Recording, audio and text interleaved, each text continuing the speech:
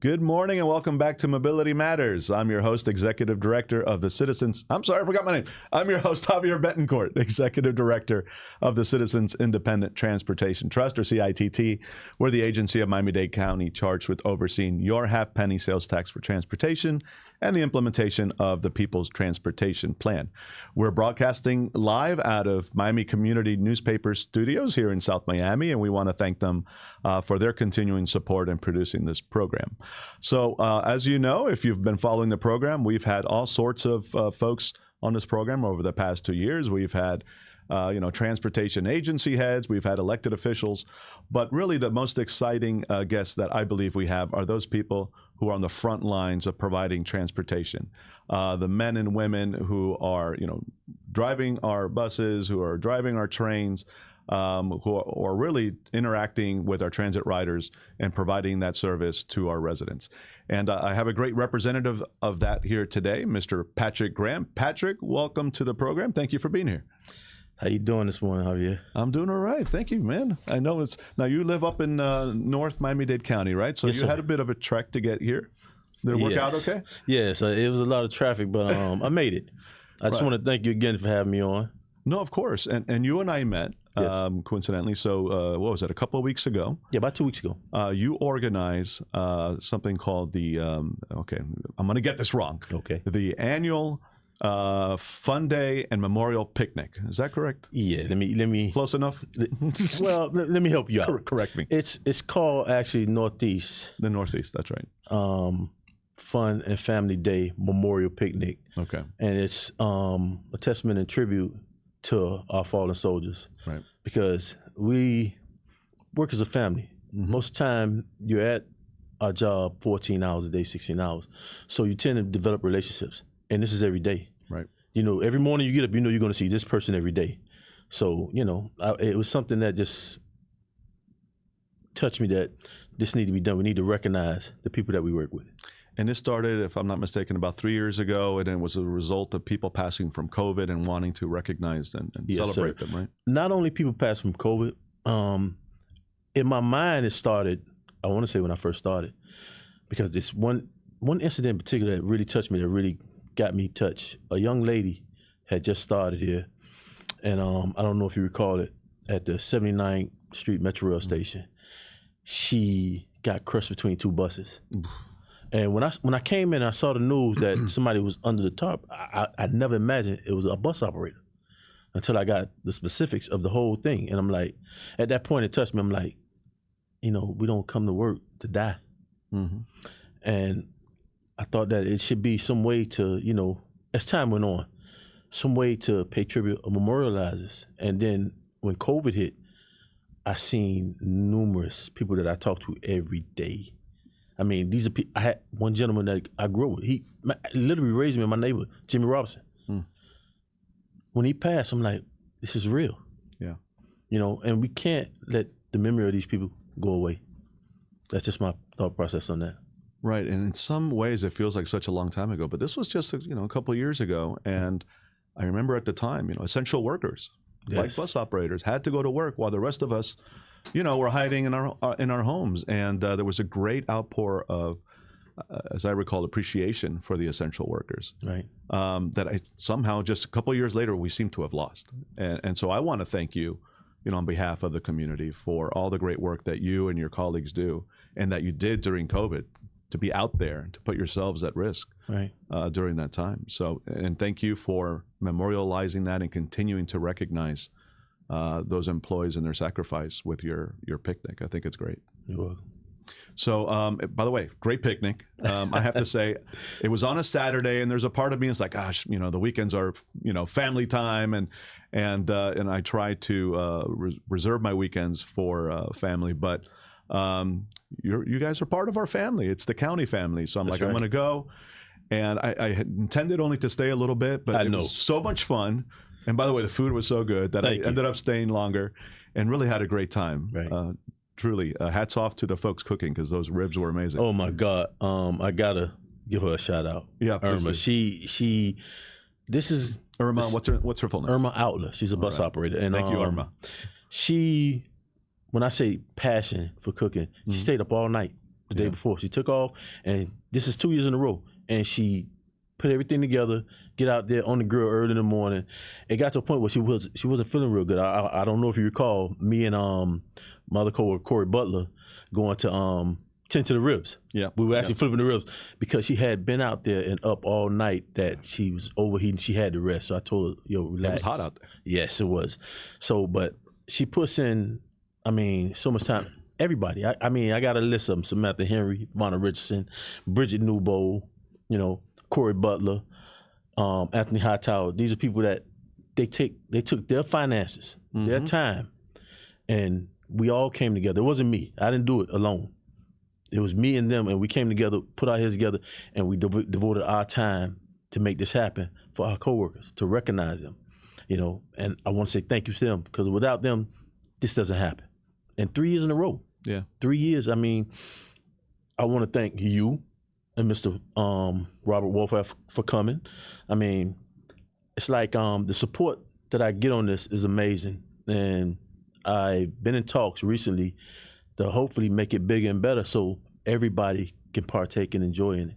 Because we all work with people that we like to work with. And sometimes, unfortunately, some people pass away. Yeah. So why not pay tribute to them on a special day, Like I was saying, this came part of, even with COVID, what really clicked, what made me go after this, one gentleman in particular, my first year, we was thinking about it, but we hadn't decided on it yet. And then one of my beloved friends, he's called me his little brother, like my mentor when I first came to transit, Mike Williams. And it hurt me. So I was like, you know what? I am going to do this picnic, and I'm going to honor Mike the first year. So my intentions was to honor somebody every year. The second year, this one hit me even harder. Anthony Scooter Shellman, he passed away. And this is a gentleman that I talk to on a daily basis. We talk he came to my house a week before he passed. And we honor him the second year. So it brought out of me this year to honor as many as I can. Next year, I want to honor everybody, not only the ones that I know, but everybody. And if all goes as hopefully planned, it can become something bigger within the county that they can make it a permanent Transit Memorial Day. Right. A day that we look at as a Transit Memorial Day with some type of celebration and the picnic, celebration of life. Of course. The way I look at it. And get everybody to come out. And that bears repeating, because it really was uplifting. It's not like, it was not a funeral. Right. It was, you had bounce houses for the kids. Oh, yeah. You had great food, great camaraderie. It was really a lot of fun. Right. So you mentioned that this was put on or has been put on in the past by the Northeast Garage. So the way the transit department works, it's the bus operators are assigned to different garages. Explain that for folks who don't know. Okay. Basically, we're divided into 3 different garages, soon to be 4. Right. There's a new garage being built in Homestead. Okay. You have the Corway Division, which handles the south end. You have Central Division, which handles the central part of Dade County. And you have Northeast Division, which handles the north end. Bus operators perform bus duties at each garage. And everybody picks their own work, so everybody works together at some time or another. Even though you work at separate garages, we all eventually work together at some point or another. So you get to know everybody within the bus transit system. How many bus operators would you say there are right now? Roughly. Man, I want to say well over 1,000 because I want to say you got at least 300 or 400 at each garage. And that's a lot, and yet there's a shortage of bus operators, right? Not just at our in our county, but throughout the nation. I read in the news, there's a shortage. When I pick up newspaper, I see bus operators been hired for this state, state. I don't know the amount far as Dade County. I'm not privy to that information. But the county is actively hiring for bus operators. Yeah, right? They post every month that they hire. Matter of fact, I used to be an OCL instructor. And what I would do is try to recruit youngsters that I see. I'll ask them, I'll go into somebody like a auto parts store or something that they're working. I ask them, you got a good license? Because once I see their customer service is good, then I look at them, they're a good fit for us. So why should someone want to be a bus operator? What do you tell them? Listen, I tell them, and I break it down to them. I say, listen, it's an awesome job. I say, you're young. You got a future. you want to put together something that you can invest in now. So 20 years down the road, you can retire. You can go to another career. You can move within the county. I explained to him all the benefits because this job has been a godsend to me. Very, very beneficial to me. Best job I ever had. I mean, I work around some of the best people you can work around, you know? So I let them know all of the benefits that they can get. And a lot of them, they do. They fill out the application, they come in. I'll get their number right on the spot and go and get the link for the job and send it to them. I tell them, go fill it out right now. You got a license, we'll give you a CD. A lot of them, I'm scared to drive the bus. I'm scared. I say, no, we're going to train you. 10 weeks of paid training. By the time you finish with that bus, you're going to be handling that bus like it's your own car, you know? And some of them, they take advantage of it. Even me. So when I first started. When was that? This is 2012 when I filled out the application. Okay. I was driving paratransit and I was driving trucks. I was making good money. And I was like, nah, why would I go drive the bus and go work, you know, under those conditions? Because I kept hearing stories. So I talked to some of my friends. I even stopped some of my friends who was driving buses while they're on their route. And they would explain to me, well, this is what's available. This is how it goes. And I was hesitant. It took until the last day the bus application closed at midnight that night. I went home and I'm thinking about it. I said, let me fill it out. I filled it out, got an email back saying, you've been selected. I came in and from day one, the instructors that I had were very great. I want to give a shout out to Miss Dana Wilson. She instilled in me the importance of being a good operator, the discipline of being a good operator. You know, so from that point on, I realized this is a good thing. And I had been told to come in earlier, but this was the right time because it was the right climate. I learned from the right people, and I've enjoyed this career ever since. Yeah, no, I could tell you're passionate about it, right? And I love it. It's a career, right? Yeah. And that's why, in some ways, we call it bus operator, not bus driver. It's That's right. much more than just We're driving not a drivers. vehicle. We're Right. operators. I mean, You're operators. our job entails so much more than just operating that bus, because we're operating the way how to help people. Mm-hmm. You become cognizant of the fact that people other than you need things.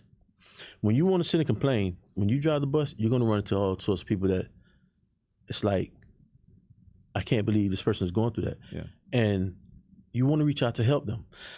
I mean, it's so many stories that I could tell you, and there's so many stories other operators could tell you, because I have coworkers that literally take from themselves to give to people. Yeah. We run into people, I've run into passengers that, okay, they get on.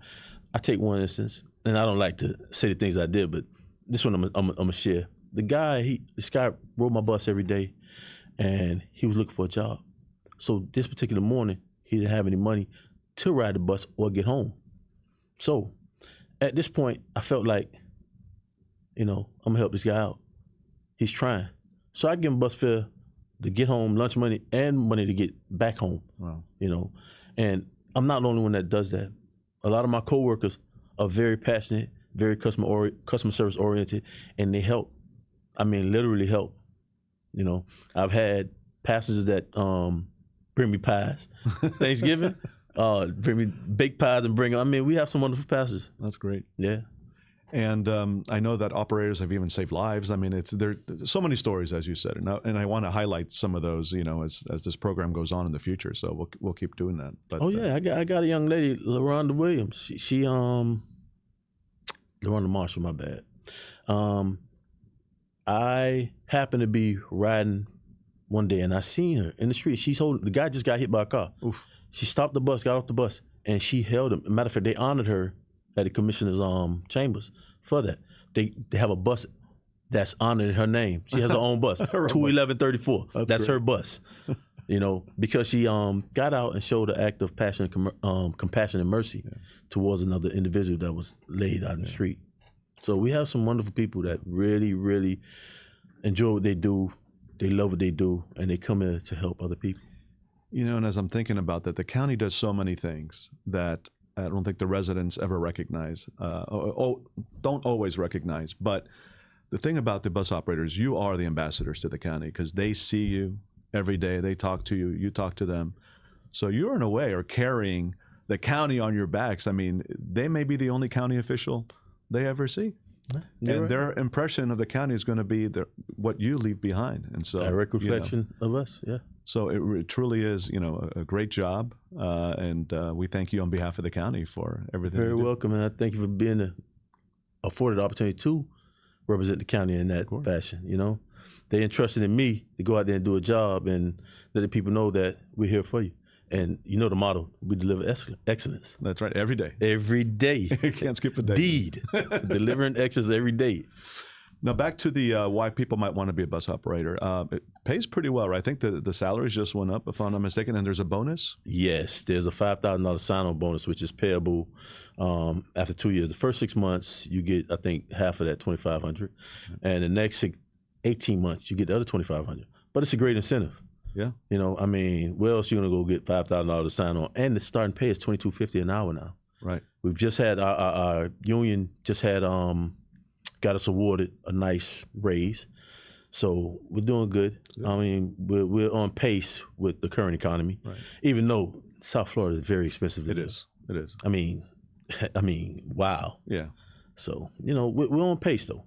Right. And great benefits, right? Full county benefits. Awesome benefits. Can't beat those. Awesome benefits. I mean, free health care, life insurance, pension, investment. I mean, the benefits are great. And for a young person coming in, their benefit would be even better because the longer they put in, the better it is for them, So it's an awesome job to have. Right. I recommend it to a lot of people. I mean, everybody I run into, I tell them, hey, come drive the bus. Oh, I can't deal with that. No. You don't know that until you try it. Yeah.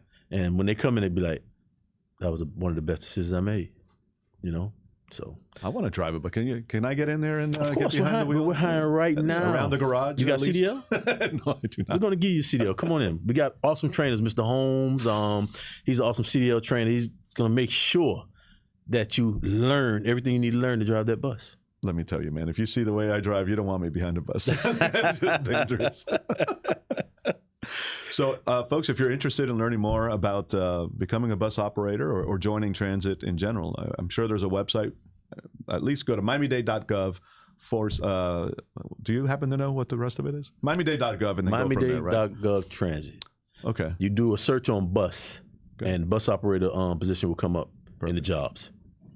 Excellent. So one of the other things I've learned about the way the county works is once you're a bus operator, if you're interested in moving up, there's great opportunity for advancement, right? So I believe our Metro Rail operators, for instance, are all kind of pulled from the bus operators, and you can continue to move and grow in the organization. Is that the case? Yes, sir.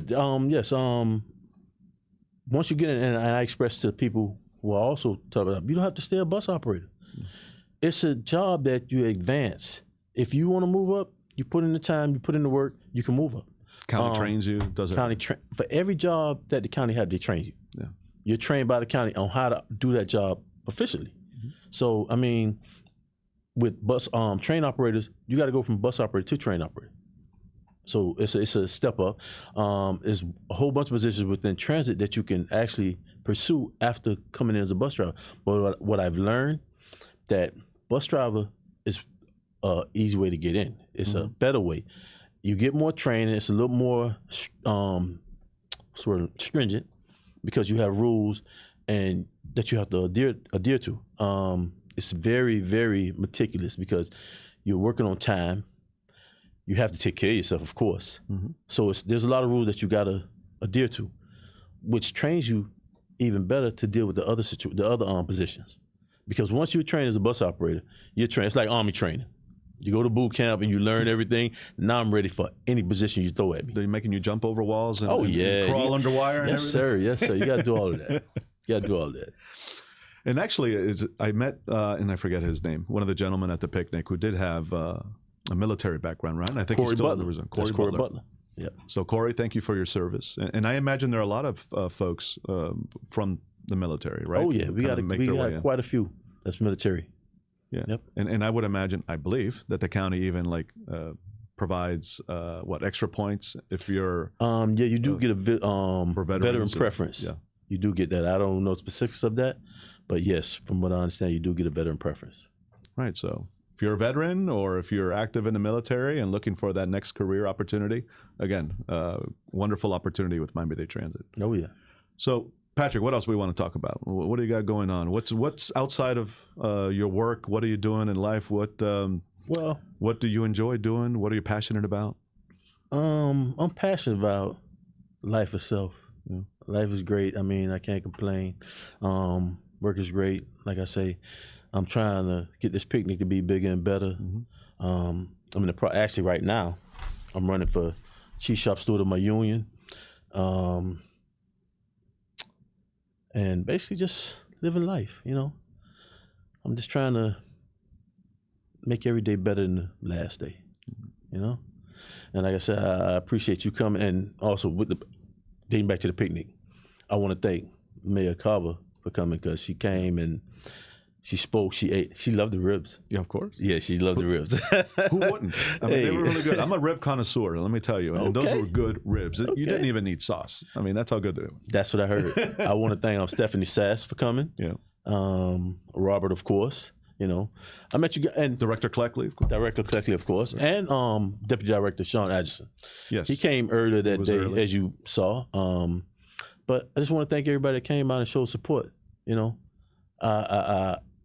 it kind of broke me down that I got that kind of support because I'm just a bus operator. You know, from what I'm understanding, there's never been a bus operator that had the mayor, director, you guys, CITT come out and perform or even come to an operator-sponsored event. This is not county operated. This is us. We put this together as operators, private citizens. This is not affiliated with the county. We just put something together, and you guys showed support that was phenomenal. I couldn't believe it. Well, we were honored to be invited, really, and really did have a great time. I think you maybe even caught me dancing a little bit. Yeah, so I saw you dance. I saw you busting a step or two. You had good music, so not only bounce houses, but a DJ. I mean, you guys go all out. Man. Yeah, hopefully we get a better turnout because it's something that I want everybody from transit to enjoy. You know, I put this together for the sake of everybody paying tribute, but also invited you guys out so they can meet the people that sit at the top. Sure. Develop a relationship with you guys. The mayor came out and she danced and talked and took pictures with everybody. I mean, man, I'm like, she just wanted to be there. Yeah. She just wanted to be there. She just wanted to mingle and talk with the operators, everybody from transit, you know. So, I mean, it was a wonderful thing, and I appreciate and thank everybody that did come out and support. No, listen, I think it's important for those of us who sit behind a desk a lot to get out into the field, meet the people who are doing the real work, you know. And I used to work for Senator Bob Graham. Okay. And Bob Graham was famous for his work days. And he would take a day and work a regular job, teacher, bus operator, firefighter, you name it, a cook. And he would spend the entire day working that job. Wow. And he said that was the best thing he ever did because he learned so much from that. And then he would think back on that experience when he was, you know, trying to pass legislation. How would this affect that person that I worked with that day? Makes sense. So, you know, it's extraordinarily important for us to get out of the office and, you know, meet the people doing the work. We learn a lot. So I'm telling you, the day you want me behind a bus one day, I'd love to do it. Just make sure the road is clear of any pedestrians and other cars. So I don't run them over. Okay. All right. Now I'm gonna need you behind the serving thing. You and Robert. I let you guys get off this last. I was picnic. hoping to serve food, but yeah, everyone had taken all the positions. I'm like, I guess I'm not serving today. Nah, we're gonna have a special position for you and Robert next time. We'd love to do it. Honestly, we came expecting to do it. So next time, and for sure, we're going to do this next year if you invite us back. Oh, definitely. You're definitely on the top list to come on back, and you're part of the picnic from this point on. And like I said, we got special serving utensils and aprons and everything just for you guys. All right, and I'll have my wife make a couple of good desserts. You know, we'll add that to the mix. Please you don't want me doing it. It's just a much if she's better a better baker. cook, have her do it. By far. Okay. Patrick, thank you again for what you do. Thank you for being a guest on my program. Really appreciate it. Godspeed, sir. Thank you, sir, for having me. Thank you. All right. Folks, thank you for tuning in to Mobility Matters. You can find us here every other Thursday from 9 to 10 a.m., broadcasting live out of this wonderful studio here at Community Newspapers. If you're interested in learning more about the CITT and what we do, you can visit our website at miamidade.gov/CITT. We're looking for volunteers to serve as members of our trust. We're also looking for volunteers to serve as CITT ambassadors. These are people who ride transit, who maybe ride on Patrick's bus. And we're looking for you to just provide your observations to us. You get rewarded with points that you can exchange for mobility rewards, free transit passes, free Uber rides, you name it. So if you're interested in either of those opportunities, visit our website. You can apply there. And again, if you're interested in becoming a transit employee, a bus operator, they have a number of other positions available. Please visit Miami-Dade.gov, go to the HR tab, and I'm sure you can find all the information there. Thank you. See you next time.